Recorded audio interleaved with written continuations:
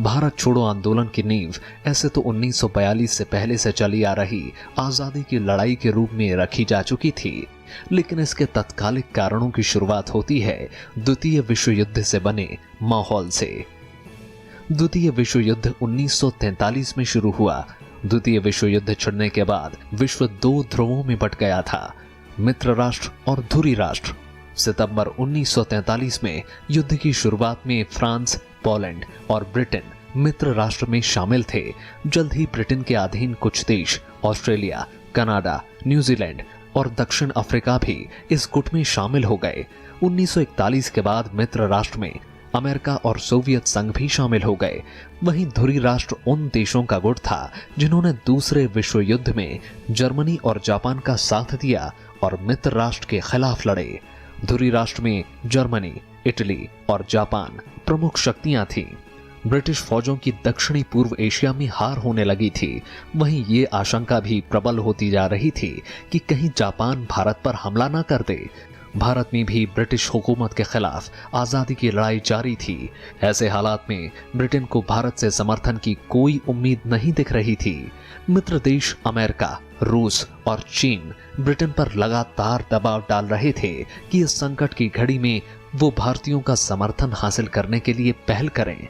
इधर राष्ट्रवादी नेताओं ने भी भारत को पूरी तरह आजाद करने के लिए ब्रिटेन के तत्कालीन प्रधानमंत्री विंस्टन चर्चिल पर दबाव डाल रहे थे। भारतीय गवर्नर जनरल लॉर्ड लिनलिथगो ने 3 सितंबर 1939 को देश की विधायिका या कांग्रेस से बिना बातचीत किए भारत को भी जर्मनी के खिलाफ युद्ध में शामिल होने की घोषणा कर दी। हालांकि कांग्रेस में ब्रिटेन का साथ देने के मुद्दे पर मतभेद था। ब्रिटेन हर हाल में भारत का साथ चाहता था। दूसरे विश्व युद्ध के बाद से लगातार ब्रिटेन की हालत खराब होती जा रही थी। जर्मनी लगातार ब्रिटेन पर आक्रामक होते जा रहा था। लेकिन 1940 और 42 के बीच में इस तरह की परिस्थितियां बनी कि गांधी एकदम से दृढ़ निश्चय और पूरे संकल्प के साथ उन्होंने तय कर लिया कि लड़ना ही है। विश्व युद्ध की वजह से अमेरिकी शक्तियां यहां अमेरिका की फौज 1942 में वो भारत में आ गई, बहुत सारे लोग, और इसको गांधी ने और भारत की जनता ने बिल्कुल ही पसंद नहीं किया। अंग्रेज लोगों ने, ब्रिटिश सरकार ने, चर्चिल ने, जिन्होंने कहा कि हम दुनिया में शांति चाहते हैं, हम दुनिया के देशों के लिए आज़ादी चाहते हैं, एक बहुत बड़ा अटलांटिक उनका रेजोल्यूशन था, लेकिन उन देशों में उन्होंने भारत को शामिल नहीं किया। उन्होंने कहा कि भारत तो ग्रेट ब्रिटेन का हिस्सा है, बाकी देशों को आज़ादी मिलेगी, भारत तो इंग्लैंड का ही हिस्सा रहेगा। भारत का समर्थन हासिल करने के मकसद से ब्रिटेन ने क्रिप्ट मिशन का दांव खेला। स्टेफोर्ड क्रिप्स को मार्च 1942 में भारत भेजा गया। क्रिप्स मिशन ने बाकायदा एक योजना तैयार की। इसके जरिए ब्रिटेन सरकार भारत को पूर्ण स्वतंत्रता देना नहीं चाहती थी। ब्रिटेन भारत को सिर्फ डोमिनियन स्टेट का स्टेटस देना चाहती थी और इसके लिए भी कोई समय सीमा तय नहीं थी। वो भारत की सुरक्षा अपने हाथों में ही रखना चाहती थी और साथ ही गवर्नर जनरल के वीटो अधिकारों को भी पहले जैसा ही रखने के पक्ष में थी। कांग्रेस समेत तमाम भारतीय दलों ने क्रिस्प मिशन के सारे प्रस्तावों को खारिज कर दिया। महात्मा गांधी ने क्रिस्प मिशन के प्रस्तावों पर टिप्पणी करते हुए कहा कि ये आगे की तारीख का चेक था जिसका बैंक नष्ट होने वाला था। क्रिस्प मिशन से भारतीयों को निराशा मिली और भारतीय नेताओं को चले जाने का एहसास हुआ। वहीं विश्व युद्ध के कारण परिस्थितियां गंभीर होती जा रही थीं। जापान सफलतापूर्वक सिंगापुर, मलाया और बर्मा पर कब्जा कर भारत की ओर बढ़ने लगा था।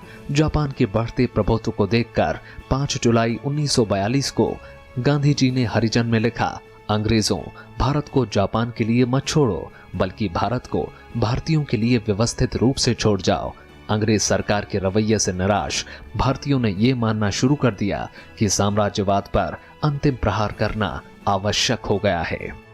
जब अमेरिका ने इंग्लैंड पे दबाव डाला तो एक क्रिप्स मिशन भेजा गया कि भारत की आज़ादी की बात की जाए, और क्रिप्स यहां पर आए और भारत के सभी नेताओं से मिले, लेकिन उन्होंने भारत की आज़ादी को लेके कोई भी एक पक्की बात कहने से बिल्कुल भी इनकार कर दिया। तो जवाहरलाल नेहरू, गांधी, सारे लोग इससे बहुत ही ज़्यादा निराश हुए। तो उनको ये लगा कि भारत असुरक्षित हो रहा है विश्व की युद्ध की वजह से, ब्रिटिश ग्रेट ब्रिटेन की सरकार का कोई बिल्कुल इरादा नहीं है और विश्व युद्ध के जितने सारे नुकसान होते हैं वो भारत को हो रहे हैं। अमेरिकी शक्तियां, अमेरिकी फौज जो है वो भारत में आ गई हैं और लग रहा है कि भारत को भी तहस नहस करने का एक संभावना बन रही। जब ये सारी परिस्थितियां हुई तो फिर हमारे राष्ट्रीय आंदोलन के नेताओं ने ये तय कर लिया कि अब हमें एक बहुत बड़ी मुहिम, बहुत बड़ा संघर्ष, बहुत बड़े आंदोलन का एक दौर चलाना है और वो आंदोलन दौर तभी खत्म होगा जबकि भारत को वो आजाद करा ले। जैसे जैसे दूसरा विश्व युद्ध आगे बढ़ रहा था वैसे वैसे भारत की आर्थिक स्थिति भी खराब हो रही थी, जिसके लिए अंग्रेज सरकार को जिम्मेदार माना गया। पूर्वी बंगाल में बहुत से लोगों को बिना मुआवजा दिए उनकी जमीनों से वंचित किया गया। सेना के लिए किसानों के घर जबरदस्ती खाली करवाए गए। इन सब वजहों से अंग्रेज सत्ता के खिलाफ भारतीय जनमानस में असंतोष चरम पर पहुंच गया था। पूरा माहौल अंग्रेजों के खिलाफ हो गया था। इसी असंतोषजनक आर्थिक स्थिति ने महात्मा गांधी को भारत छोड़ो आंदोलन चलाने के लिए बाध्य किया।